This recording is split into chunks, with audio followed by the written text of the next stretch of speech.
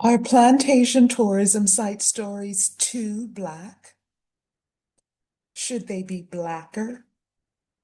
Or are they Black enough? Meaning, how and how much are our ancestors depicted at these sites? And how much do we expect them to be?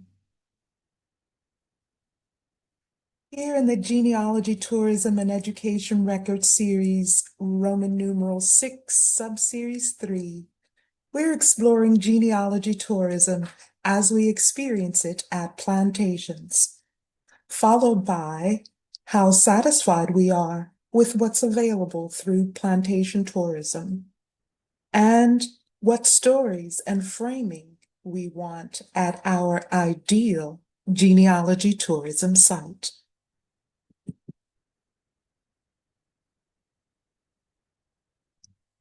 I invite you to also see the various playlist series about plantation-based Black family heritage books, books that show plantations as ancestral home.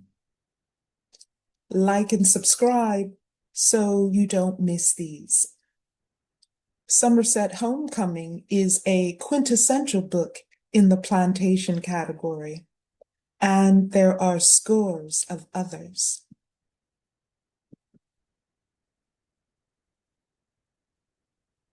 These books positively frame our ancestors who lived and worked on plantations.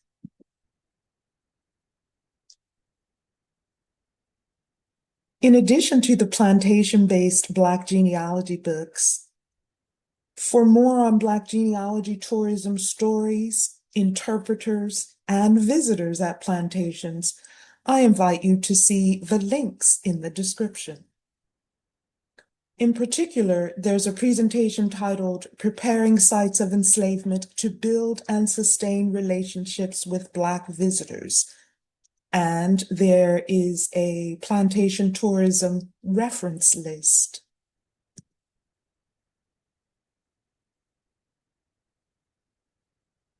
Here in session 3A, we're looking at plantation tourism's Black stories. Then in 3B, we look at plantation tourism's Black interpreters by way of docents, tour guides, reenactors, etc., as well as Black plantation tourists. And finally, in 3C, we dissect Black plantation tourists' story preferences based on a user survey.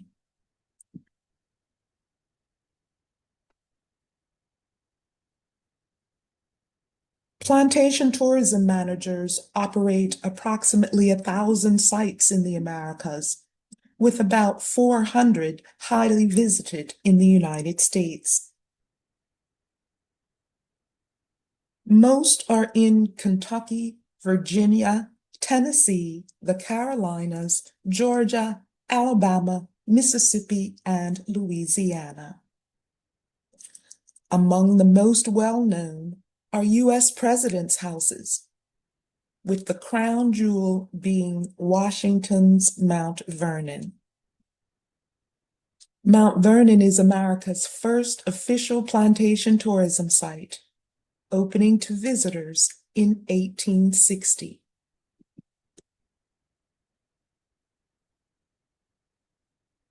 Then there's Jefferson's Monticello,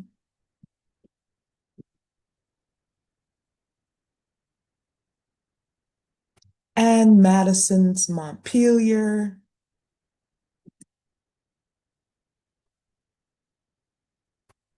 and the Living History Museum at Colonial Williamsburg is the largest heritage tourism site in America, capturing about 20% of the more than $1 billion annual industry sales.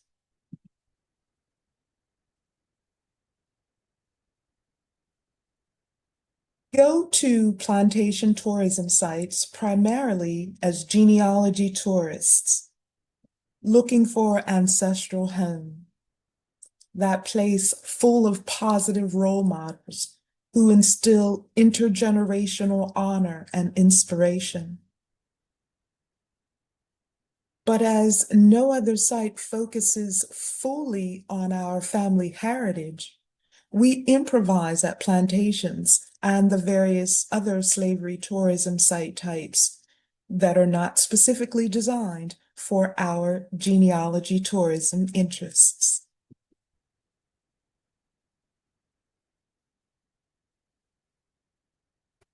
After the surge in plantation tourism began in the United States in the 1960s, scholars in the earliest literature on these sites until today bemoan that Black life is insufficiently depicted. Two of the leading plantation tourism scholars say, quote, while 65% of plantation websites made some textual reference to slavery, there is a great deal of variation in these references, both in absolute terms and relative to other themes frequently used in representing the plantation landscape. Among those plantation websites that do show a sensitivity to slave history, they employ at least two discourses that still run the risk of misrepresenting the enslaved, even as they devote needed attention to this marginalized population. They are, one, the discourse of the individual atypical slave, which reduces discussions of slavery to the biographies of just a few, often unrepresentative slaves. And two, the discourse of the good or exceptional master and the faithful slave, which places more importance on enhancing the reputation of white plantation owners than addressing the real historical factors that constrain the choices and options available to the enslaved, unquote.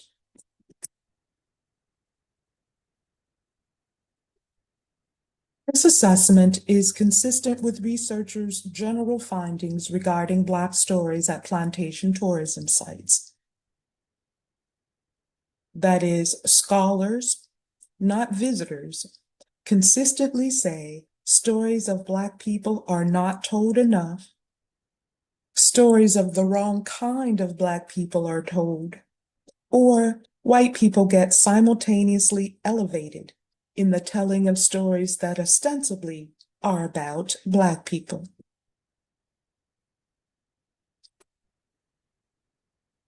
A cadre of scholars advocate for what's called a negative story framing. This framing focuses on crimes against humanity committed by slave owners.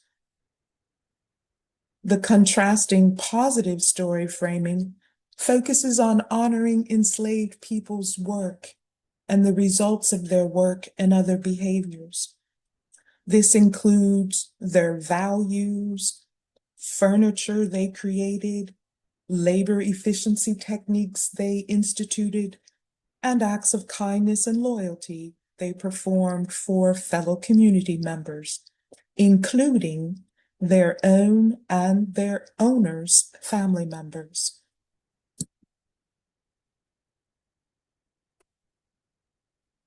In the negative framing, for instance, an enslaved person's dilapidated cabin is more an artifact of white oppression than a home where Black life develops.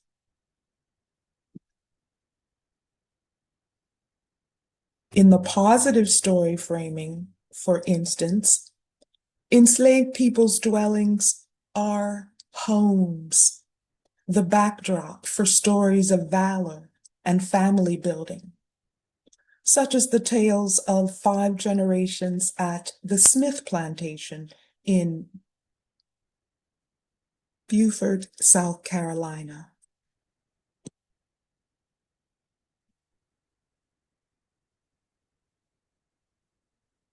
Also in South Carolina, positive framing is on exhibit at the Robert Smalls House,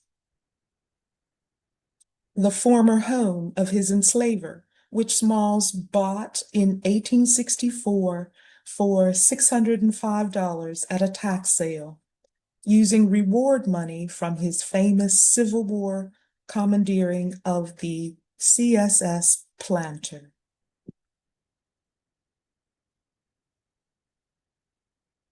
This National Historic Landmark tells stories of Smalls and his family's life in enslavement and freedom, including his service as a U.S. Congressman during Reconstruction.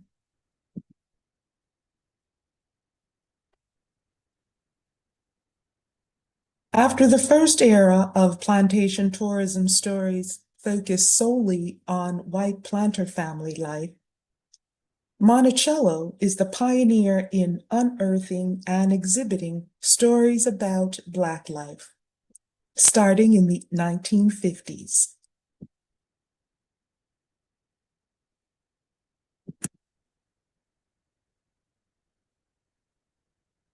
This presidential plantation tells Black stories largely through the lens of Sally Hemings, a Jefferson slave with whom he fathered children.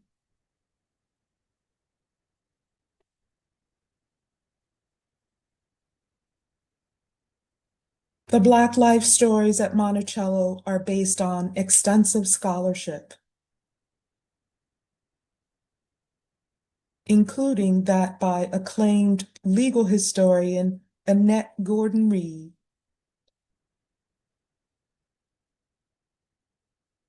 On Sally Hemings.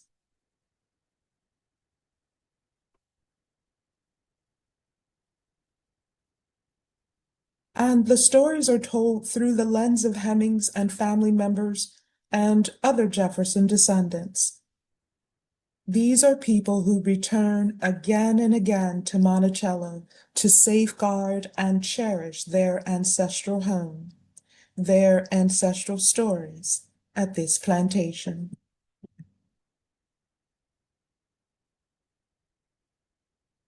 The Belle Meade Plantation in Tennessee is among the many plantation tourism sites that, over time, have followed Monticello's lead in telling Black stories.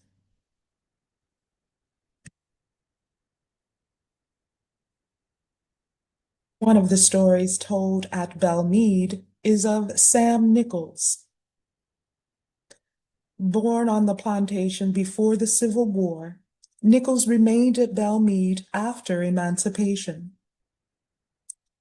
Researchers report that school documents show he may have attended the model school staffed by Fisk University students, and census records document him as literate.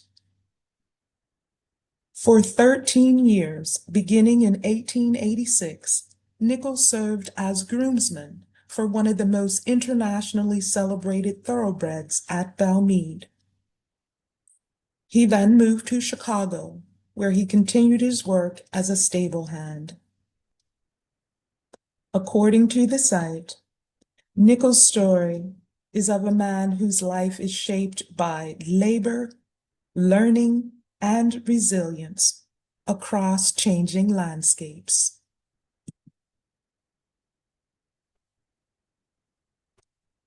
Other Black family stories also are told on Belle Meade's Journey to Jubilee tour.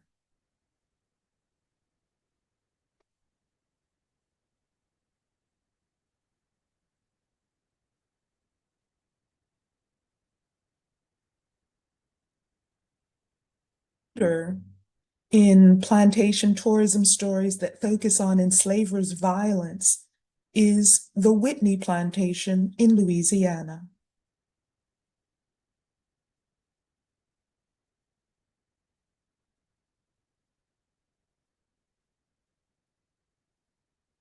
Here, the horrors of slavery are poignantly depicted, largely with a focus on children.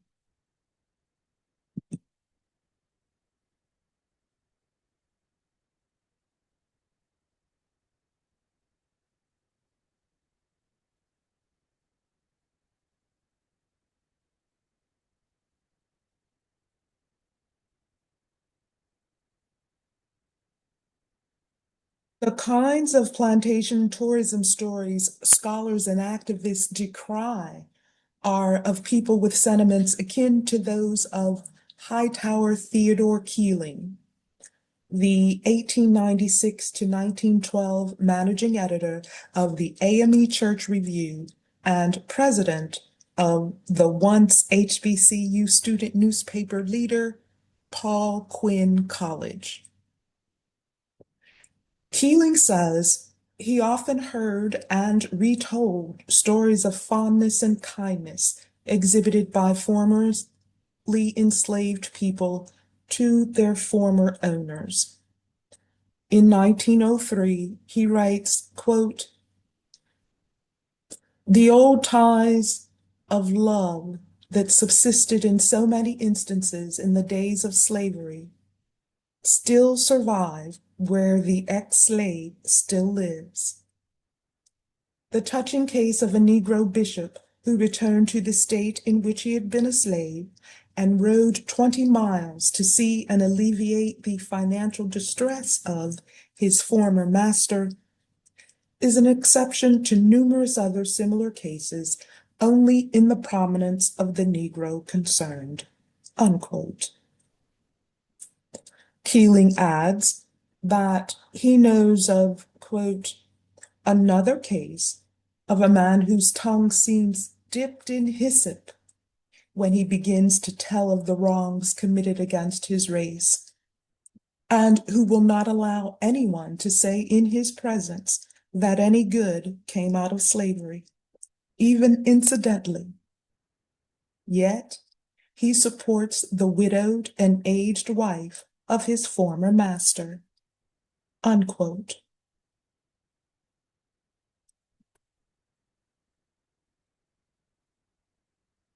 Similarly abhorred by some people, primarily non-descendant Black people, are stories of not only fondness across races within slavery, but also of Black people's military and mostly non-military service in the Confederacy. One such story is that of Silas Chandler's Civil War heroics. The story is that Chandler carried his wounded boyhood friend several miles on his back before loading him on a boxcar headed for an Atlanta hospital. After the war, the two comrades returned to their home in Palo Alto, Mississippi, where they remained friends until death. Silas Chandler received a Confederate veteran's pension and lies in a grave decorated with a Confederate Iron Cross placed by the Mississippi Sons of the Confederate Veterans. Descendant Harold Chandler spearheaded the Iron Cross and a Confederate battle flag being placed on Silas's grave. Descendant Myrna Chandler Sampson, by contrast, recoiled from her ancestors' Confederate connection. How Black people embrace or rebuff our Confederate ancestry is on display in both plantation-based and other Black family heritage books.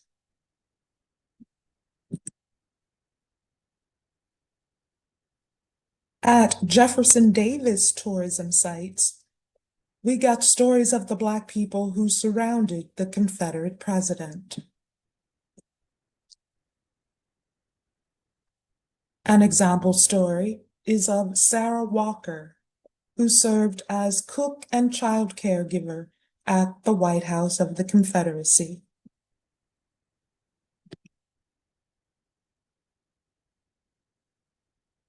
Another story is of body servant, coachman, and courier James Henry Jones. Jones was with Davis and his entourage when they were captured on May 10, 1865, near Irwinville, Georgia.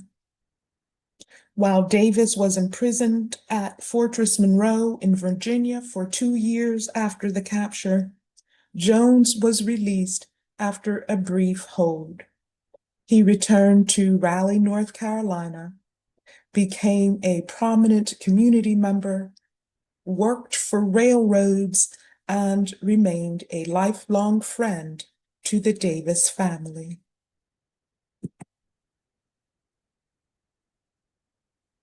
There are stories of coachman and confidant William Jackson.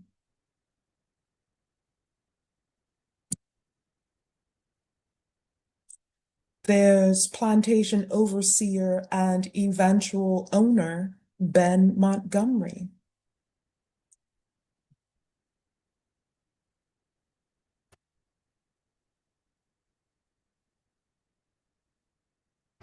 There's manservant Robert Brown.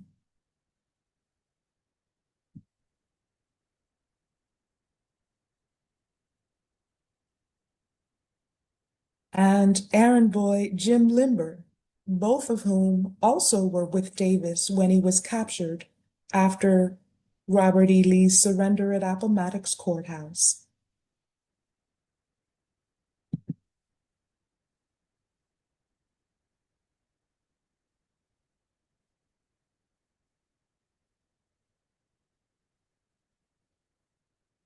Among the other stories at Jeff Davis Properties is a recounting of Ellen Barnes, who served as caregiver to the president's children. She stayed with the Davises through the family's capture and beyond.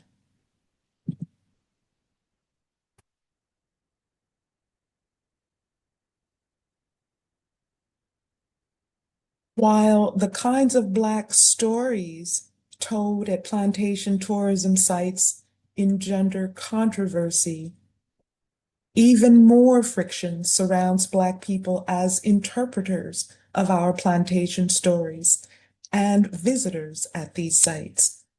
That is, as docents, reenactors, and other revelers at plantation sites where we are seeking ancestral home. Next, explore session 3B, where we look at Black interpreters and Black visitors at plantations. Be sure to like and subscribe so you don't miss our great conversations about our Black family heritage books.